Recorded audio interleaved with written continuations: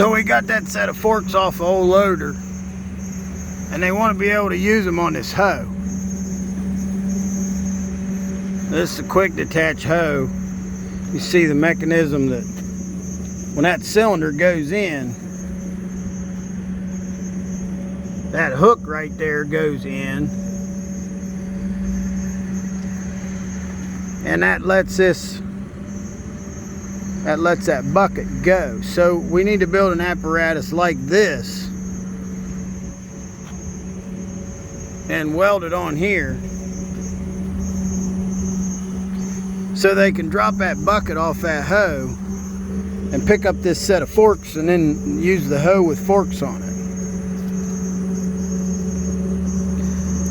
So I gotta find some 2.5 inch pin material, obviously some 3/4 plate to make this piece off of, maybe some gussets. So this will be cool. We'll get going on this.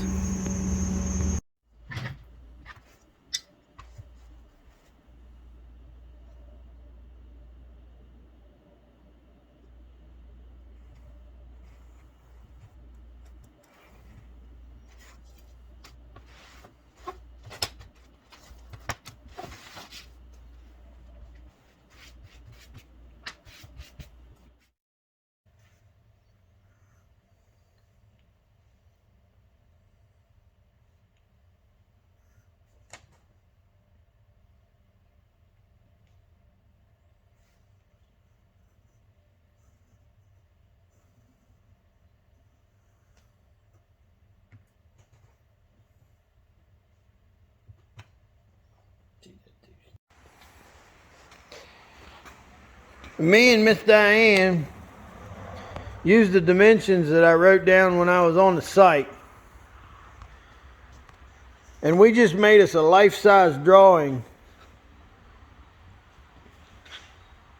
of what we need, like the plate that we need. And it works out from bottom to top right here about 8 inches, and I've got some 1/2 by 8 that might work for this, some 1/2 by 8 flat bar that I could cut this out of. I'll have to cut this in it to fit where this is a part right here that I'm going to be welding onto that old loader, mast fork assembly there. And since I got the 1/2 by 8, the one thing I don't have is I don't have any 2.5 inch pin material.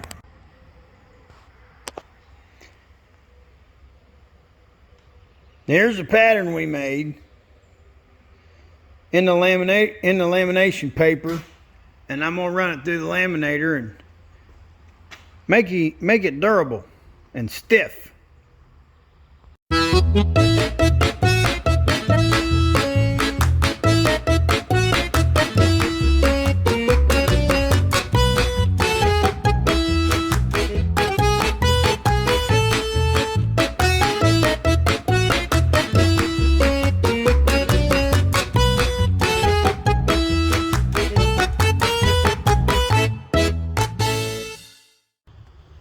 Laminated that and cut it out, and this is what you end up with. And of course, the lamination makes the paper a lot more resilient to water, and it's obviously quite a bit stiffer. I've been using these lamination machines. I've been using that lamination machine for a long time, and it's just a Scotch lamination machine that came from Walmart. You can get the laminating pouches or plastic or whatever. I got those from Walmart too. Been using that for years, and it does a great job. And there's another thing I want to show you about it. I also sometimes use one of these dry erase boards, and if you use the dry erase board, you have these dry erase markers. And something I've done a lot of times is I'll make a cut list for a job, and I'll laminate the cut list to make the paper more durable. You know, it'll be laminated like this. And when I'm cutting parts, I can make notes on there with the dry erase marker, which obviously I can erase. And that's another thing about the you know, the lamination stuff that's really handy. The site where that excavator and fork loader equipment was at, not that far from the shop. So since I got that pattern made, I decided to jump in the Blue Blazer and go burning blue blazes down there and test it. The center to center on the pins is perfect. The fit where the pattern fit onto that piece of the loader mast, that angle is perfect. Got a perfect fit there. Seems like when you make a pattern like that and check it, you don't have a problem. If I would have just went ahead and cut the plates, then I would have had a problem, had to adjust something to make it work. It's just the way it is. But it's a good thing the plates wasn't too far, and now I can cut that, fabricate that thing, and feel pretty sure that there's not going to be any issues with it. So we're going to roll on back to the shop and get that dude's nation done.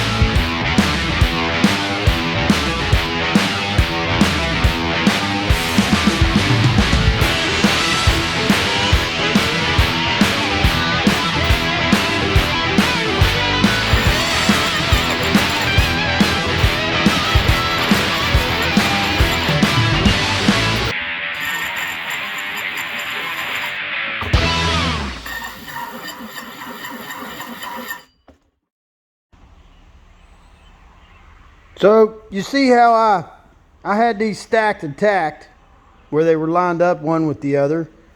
That gave me the ability to grind them so that they were identical, which was pretty easy to do with them tacked together. And it also gave me the ability to drill through them so that I have perfectly corresponding holes. Now, this 2.5 inch hole saw that I put up here, this is a wore out hole saw. It probably wouldn't hardly drill a 2x4, but it does a beautiful job making a perfectly concentric mark with that hole that I drilled. And my steel supplier came through for me with some 2.5 inch round bar, This Sany excavator, actually the pins on it, what it takes is a 65 millimeter pin. And I priced those with Sany. It was about 230 bucks. My nephew got back with me. He works at the local Sany dealership, and he got back with me to buy those pins from Sany would be $230. My steel supplier came through with some pins at a much lower price, and these round bars that he got me are going to be fine. 2.5 inch is just a little bit smaller than 65 millimeter, and for what we're doing here, this isn't something like the excavator bucket on the Sany where it's going to be absolutely digging 8 hours a day with hard force on it. For what this fork system's going to do, these pins are going to be great. And you can see how the hole saw made me a really nice mark. So when I go to assemble this, I can use those marks to put that together.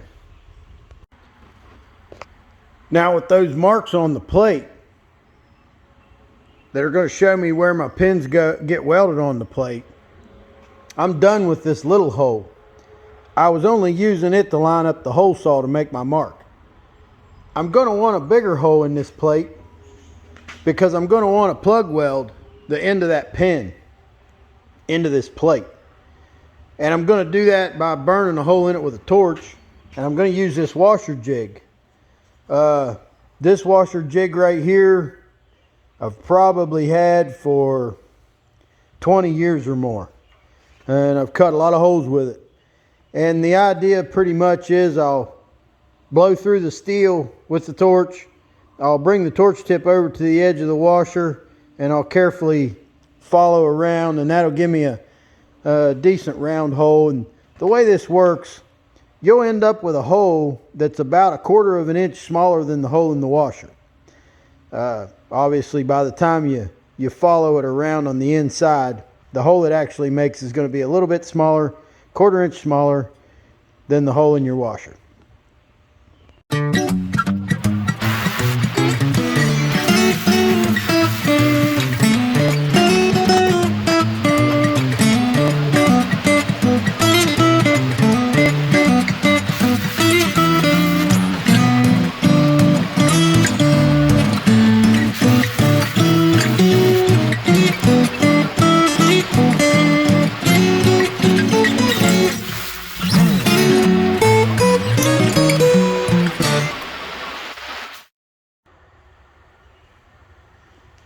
Obviously I'm using those marks help me get lined up in the right place. And the other thing I've got underneath here, that's a 1/8 inch welding rod with the flux busted off of it, and I bent it, and once I bent it that way, I'm using that to set my gap. And I'll be putting a tack right here, and then I can lean that a little bit towards me, just enough to get that rod out. I'll be doing that on all of them, where I've only got one tack and that gap, so that I can still be able to move this thing to square it up and get it right.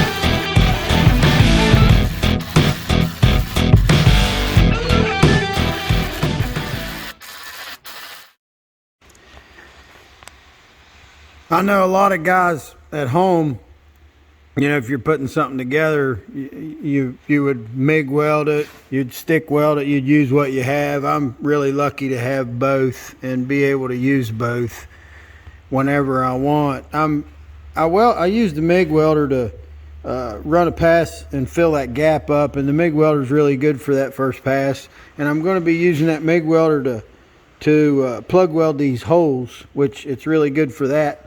The solid wire with shield gas, because there won't be any slag getting down in there. I don't really like to cover past something like this with the MIG welder on this really thick steel going around in a circle. I would rather be doing that with a stick. So that's what we'll be doing. So let's weld it out.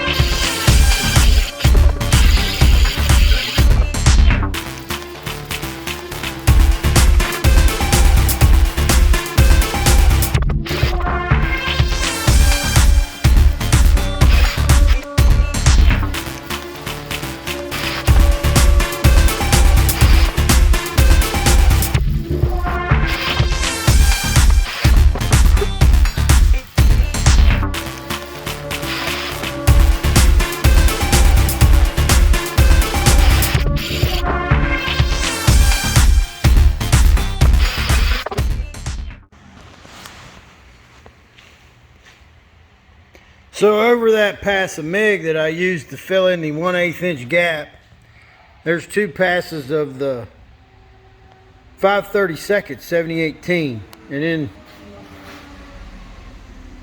we're plug welded on the end.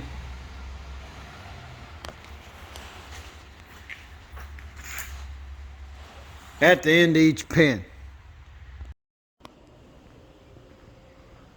That mirror up there, I screwed it onto that two of three up there. I screwed that mirror on up there. That's the mirror that I had to use for when I shave my head, so I can see the back of my head, see if I missed a spot. But I had to sacrifice that and put it up there because Miss Diane likes to nap in her little cozy bed right there, and I can't always see her to check on her.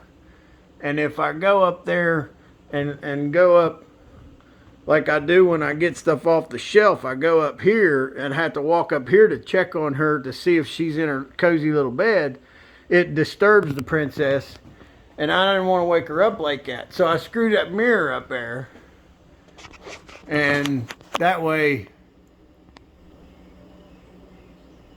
see right there, we can see the beautiful Princess Diane is taking a nap. So while she's doing that, we're getting out of here. We got work to do. We got that piece made for the weld on that forklift mast, and I'm gonna head out there to the site and put it on. And I'm thinking about some things maybe that I could suggest or talk about as far as the assembly of that. But we can talk about that on the way. Pretty common for me to fast forward a lot of the stuff. Like if I'm cutting or welding, I'll fast forward that stuff in these videos as much as I can, because you know, if you showed all that, the videos are just going to run way too long.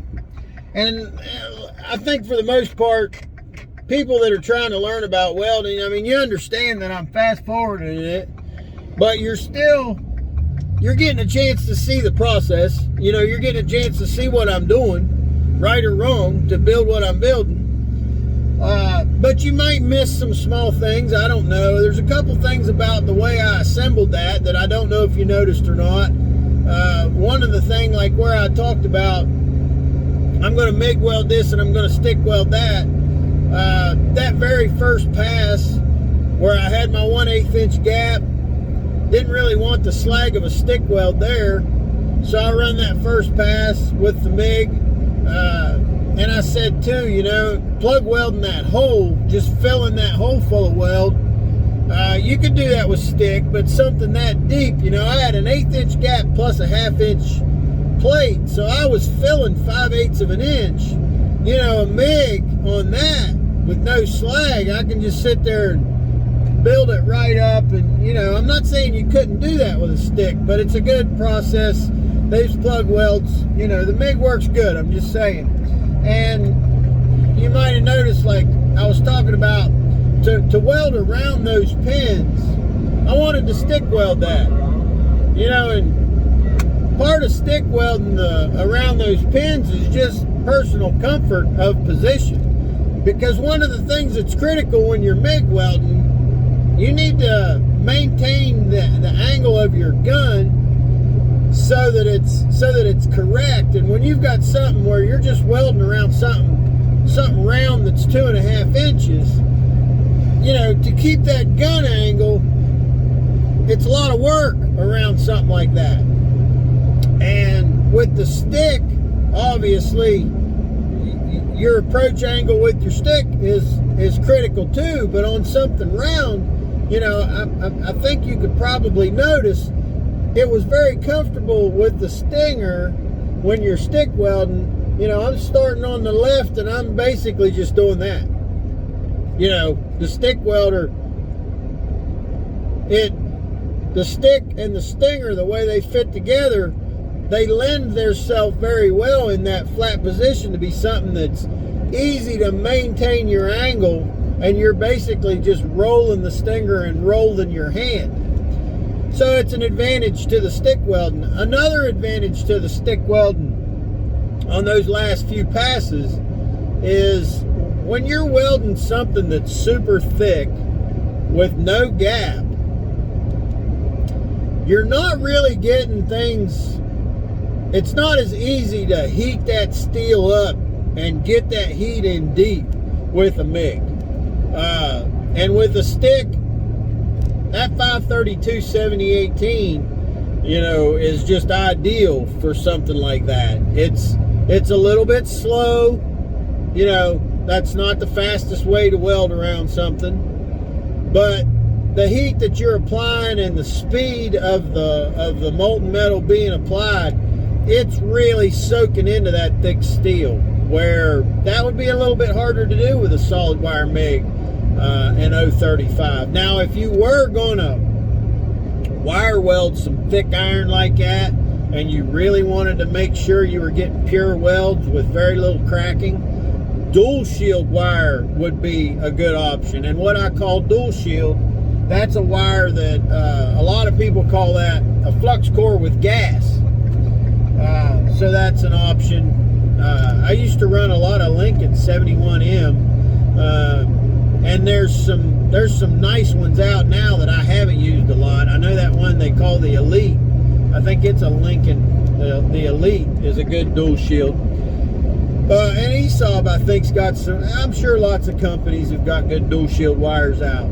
But another thing that you may not have noticed, when I was manipulating that thing and squaring it up, it was kind of funny. I had trouble with that one square, and when I realized that one square was bad, I chucked that sumbitch across the shop. But when I was manipulating it, I don't know if you saw, but some of my MIG tacks cracked. And that's something that MIG tacks do. You know, when you're tacking something and you want to be able to shift it, you don't want to put a whole bunch of weld on there. You're just making a small tack. But when you make a small tack with a solid wire MIG on really thick steel, a lot of times, you know, you can only bend it so far and it's going to crack. It doesn't have much elasticity. The greatest tacking rod when you really need to shift something is a 3/32 7018. And I say use the little 3/32 because you don't want to put a bunch of weld on there. You can, but if you put a bunch of weld on when you tack, for one thing, it's going to be harder to shift and get it square. And for another thing, when you go back to weld it, you're going to have a big bump. You know, when you go to weld over a tack, really, if it's a huge bump, you should probably, when you get it tacked up right, go around with a grinder and knock those tacks down a little bit. But now, if you can get it with a 332 and make a small tack that's got that elasticity that you get from a low hydrogen 7018, you know, then you can shift it around and tack it a few more times and not put so much of a bump on it that you need to grind it when you go to weld it out. A couple things just wanted to mention on the way out here to the site, and let's haul this thing out here and get her welded on there.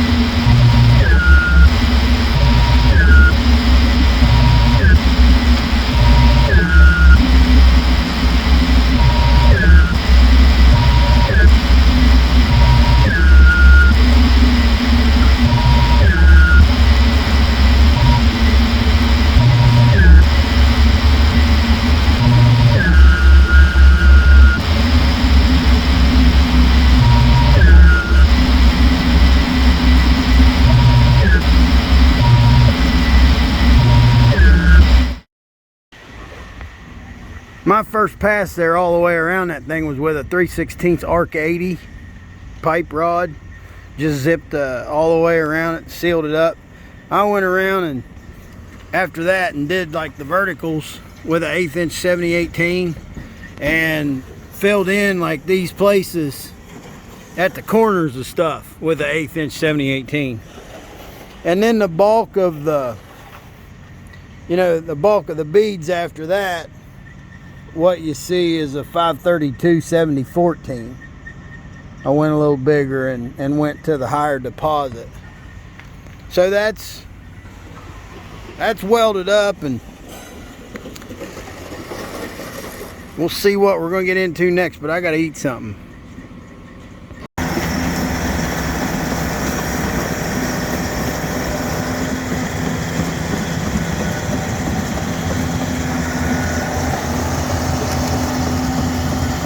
Had to stop in the middle of this and do a bunch of welding on that bucket.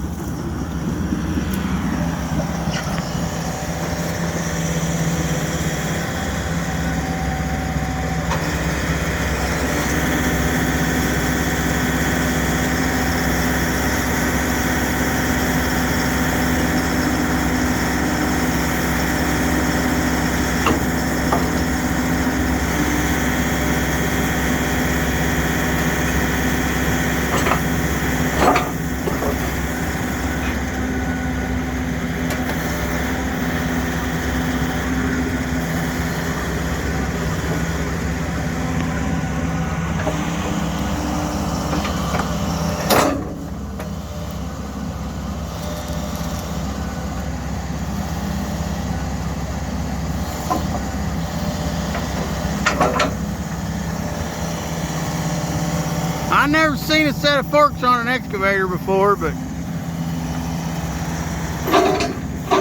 by God, now I have. Pretty capable looking mast set of forks too, you know.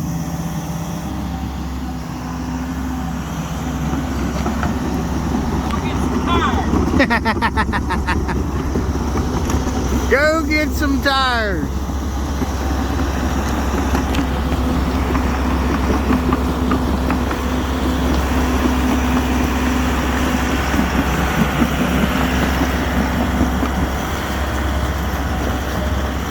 Them forks are too wide. I don't know if you can tell there, but there's another set of slots that he can move them forks in. He was talking about he was going to move them in. Oh yeah, you got to hold some tires.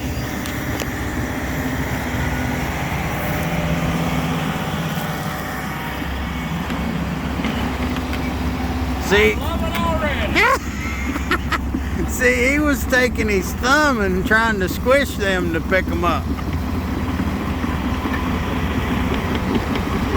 Which, you know, he could carry him like that, but hell, he's got more than twice on there right now what he could handle just using his bucket and his bucket thumb and trying to squeeze them, you know.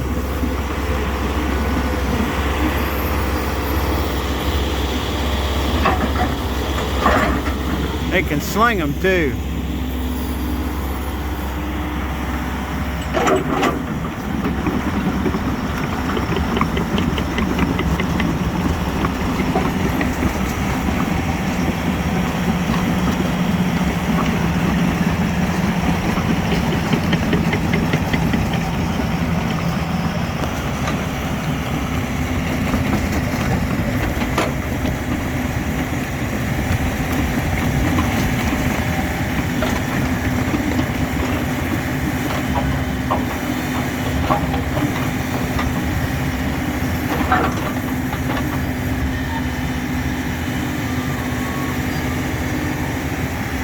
I wonder if he can keep him on there and get another fork full. Yeah, he's going for it. Oh, they fell over. So I had to get them stacked where they're the width is good for his forks, where he can get 2 full loads of them like he did on that last go. But he was saying, we could see how normally they put them where they're close enough together that his forks right now are really too wide. If you look there, there's that other slot. He could take that pin, move those forks in, and it would get, you know, that would make it quite a bit tighter. Oh. I should have had my camera on. You should have. I backed up and fell right over that tire right there.